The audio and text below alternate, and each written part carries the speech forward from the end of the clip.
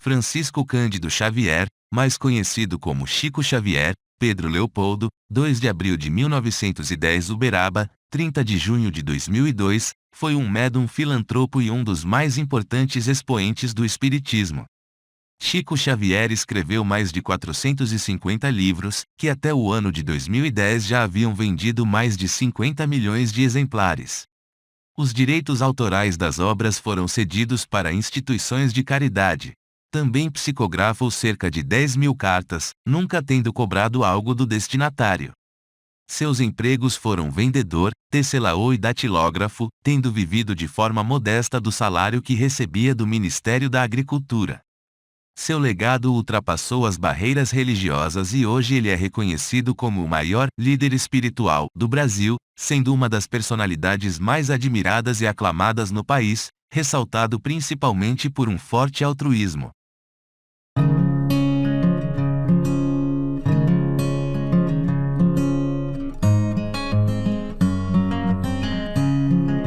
Nascido Francisco de Paula Cândido, em homenagem ao santo do dia de seu nascimento, teve 8 irmãos.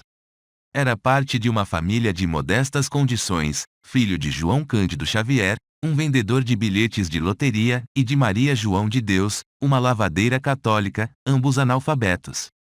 Segundo o biógrafo, a mediunidade de Xavier teria se manifestado pela primeira vez aos 4 anos de idade. Entrou para a escola primária com 8 anos de idade, onde estudava pela manhã e depois trabalhava numa indústria de fiação e tecelagem.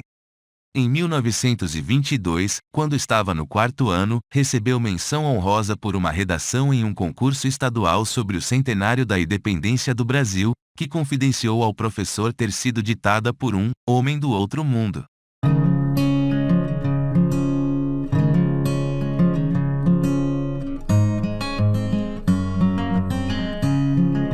A mãe morreu quando Francisco tinha apenas 5 anos. Incapaz de criá-los, o pai distribuiu os 9 filhos entre familiares. Nos 2 anos seguintes, Francisco foi criado pela madrinha e antiga amiga de sua mãe, Rita de Cássia, que biógrafos descrevem como uma pessoa cruel, vestindo-o de menina e batendo-o diariamente, inicialmente por qualquer pretexto e, mais tarde, sob a alegação de que o menino tinha o diabo no corpo. Descrita como muito severa, muito desequilibrada emocionalmente, uma perturbada, por Eurípedes Taan Vieira, médico de Chico e amigo da época de juventude, ela açoitava-o com uma vara de marmelo, e passou a cravar-lhe garfos de cozinha no ventre, não permitindo que ele os retirasse, o que lhe ocasionou terríveis sofrimentos. Os únicos momentos de paz que tinha consistiam nos diálogos com o espírito de sua mãe, com quem ele afirmava se comunicar desde os 5 anos de idade.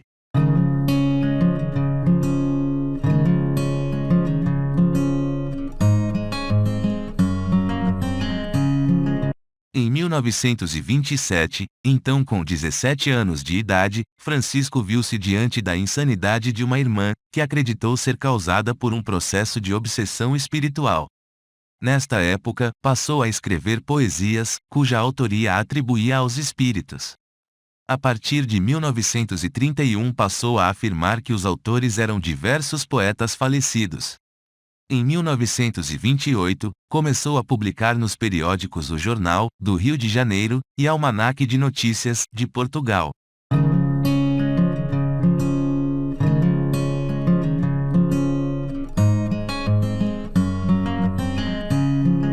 Em 1931, em Pedro Leopoldo, perdeu a madrasta Cidália e deu continuidade à obra Parnaso de Além Túmulo.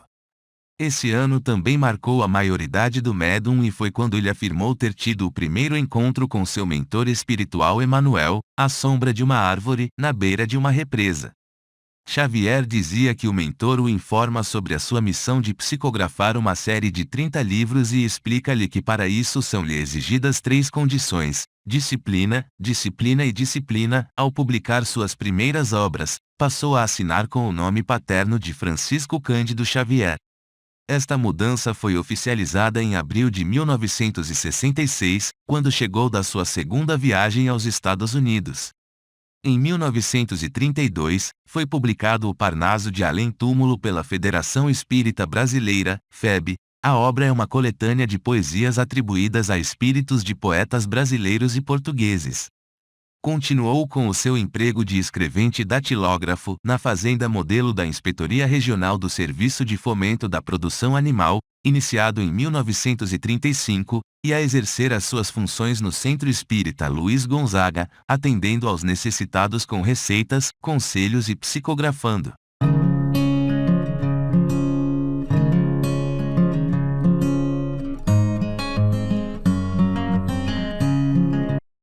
Em 1943, vem a público um dos livros mais populares da literatura espírita, o romance Nosso Lar, o mais vendido e divulgado da extensa obra do médium, que no ano de 2010 se tornou um filme e já havia vendido mais de 2 milhões de exemplares.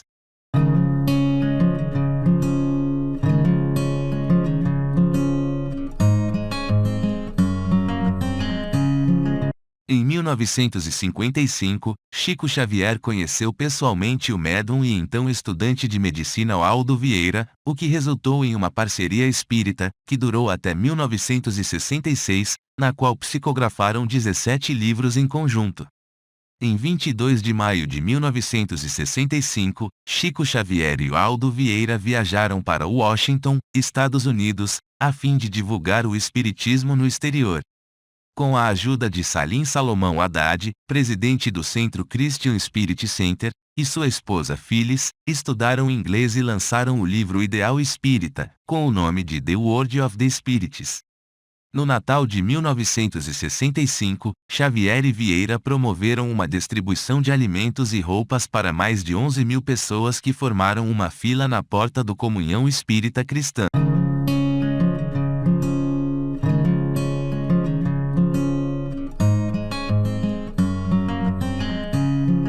No início da década de 1970, Xavier participou de programas de televisão que tiveram grande repercussão. Sua entrevista ao vivo cedida ao programa Pinga Fogo, da TV Tupi, em 28 de julho de 1971, começando na noite do dia anterior, atingiu 35 pontos de audiência e foi reprisada 3 vezes em São Paulo e retransmitida para todo o Brasil, além de uma edição extra no Diário de S. Paulo, com a íntegra do programa. O programa se estendeu consideravelmente. O apresentador comentava diversas vezes durante o programa que o fim estava próximo, mas o programa continuava. Neste dia, Chico contou o famoso caso do avião. Em um voo de Uberaba a Belo Horizonte, o avião passou por fortes turbulências e todos começaram a orar e gritar muito, o que Xavier também fez. Então, Emanuel entra no avião e, após um pequeno diálogo, censura Xavier pela sua falta de fé. Cala a boca e morra com educação para não afligir a cabeça dos outros com os seus gritos, morra com fé em Deus. Ao fim do programa, Xavier psicografou um poema de autoria atribuída a Ciro Costa, chamado Segundo Milênio. Segundo Herculano Pires, alguns familiares de Ciro Costa assistiam ao programa e atestam a presença do estilo do poeta.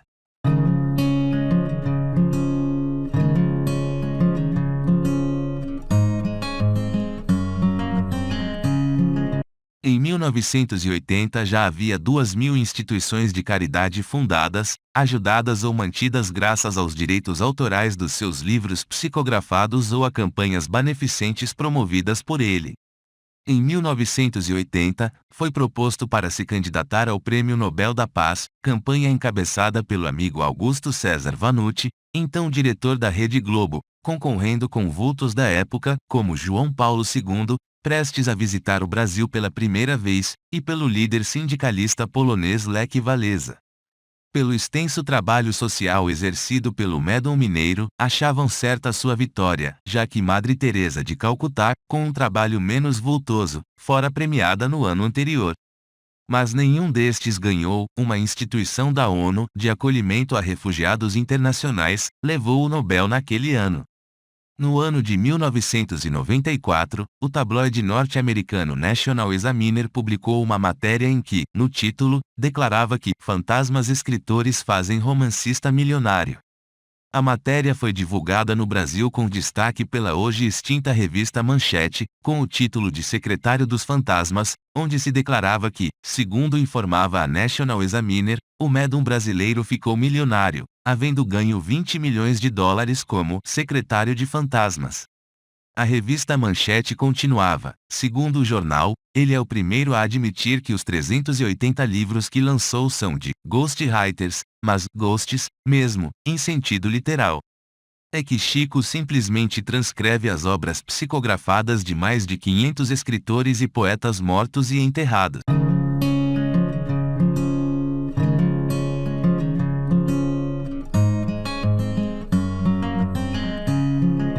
O médium morreu aos 92 anos de idade, em decorrência de parada cardiorrespiratória, no dia 30 de junho do ano de 2002.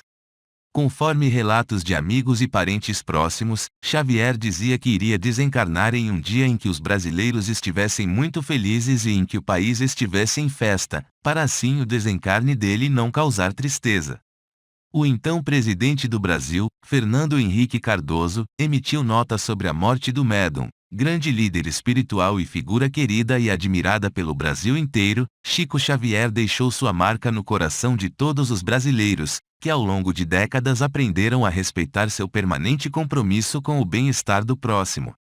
O então governador de Minas Gerais, Itamar Franco, decretou luto oficial de 3 dias no estado e declarou: Chico Xavier expressava em sua face uma imensa bondade, reflexo de sua alma iluminada, que transparecia, particularmente, em sua dedicação aos pobres, imagem que vou guardar para sempre, com muito carinho. Segundo a Polícia Militar de Minas Gerais, 120 mil pessoas compareceram ao velório do médium, que aconteceu em Uberaba nos dias 1 e 2 de julho. Em um caminhão do Corpo de Bombeiros, o caixão com o corpo do médium percorreu 5 quilômetros até chegar ao cemitério São João Batista, na mesma cidade, com mais de 30 mil pessoas a acompanhar o cortejo a pé. Quando o caixão chegou ao cemitério, foi recebido com uma chuva de pétalas de 3.000 rosas lançadas em profusão de um helicóptero da Polícia Rodoviária Federal.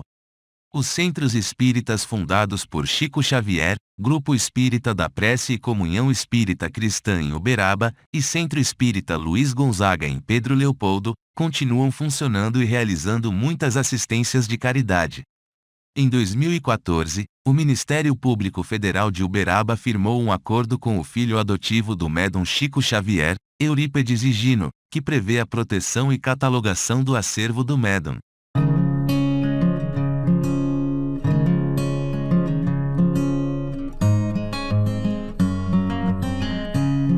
Chico Xavier escreveu mais de 450 livros, utilizando um método conhecido como psicografia.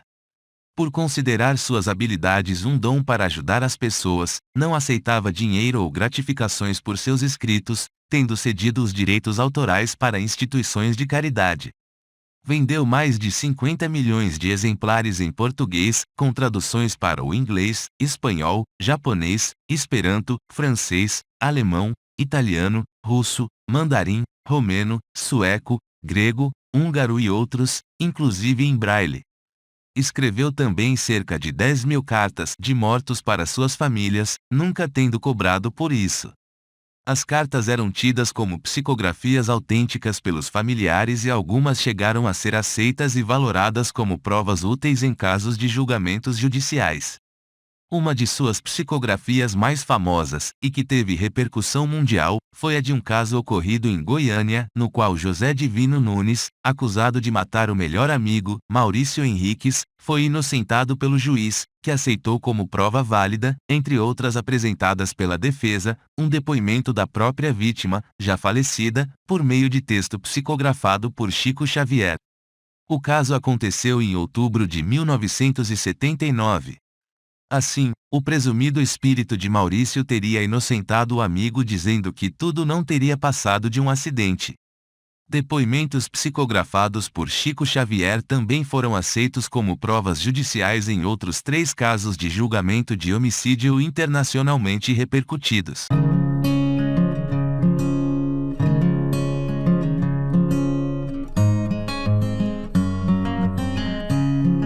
Ao longo de sua vida, Chico Xavier recebeu o título de cidadão honorário de mais de 100 cidades brasileiras, inclusive as principais. Foi homenageado em filmes e documentários como Chico Xavier, o filme, As Mães de Chico Xavier e 100 anos com Chico Xavier, Gratidão e Homenagem. Cantores como Roberto Carlos, Gilberto Gil, Fábio Júnior, Moacir Franco, Nando Cordel e Vanusa compuseram músicas em sua homenagem. Em 1981 e 1982 Chico Xavier foi indicado ao Prêmio Nobel da Paz, tendo havido uma mobilização de cerca de 2 milhões de pessoas que deram suas assinaturas em todo o Brasil e em organizações de 29 países pedindo o Nobel da Paz para ele. Em 1999, o governo de Minas Gerais instituiu a Comenda da Paz Chico Xavier, condecoração que é outorgada anualmente a pessoas físicas ou jurídicas que trabalham pela paz e pelo bem-estar social.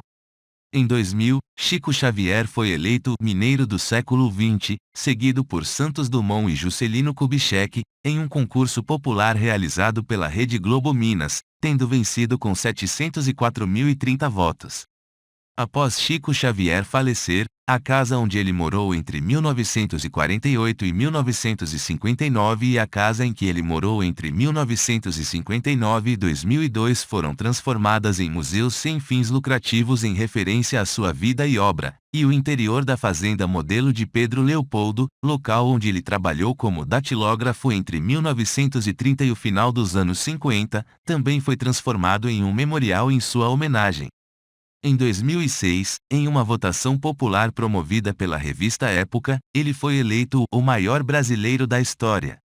Em 2009, a Lei nº 12.065 deu o nome Chico Xavier ao trecho da rodovia BR-050, entre a divisa dos estados de São Paulo e Minas Gerais e a divisa dos municípios de Uberaba com Uberlândia. Em 2010, o Correio Brasileiro lançou o selo e o cartão postal comemorativo em homenagem ao centenário do Médon.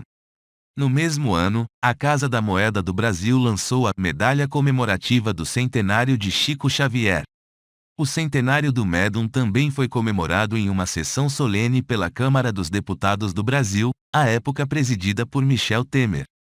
Em outubro de 2012, no programa O Maior Brasileiro de Todos os Tempos, transmitido pelo SBT, Xavier foi eleito, por voto popular, como o maior brasileiro de todos os tempos.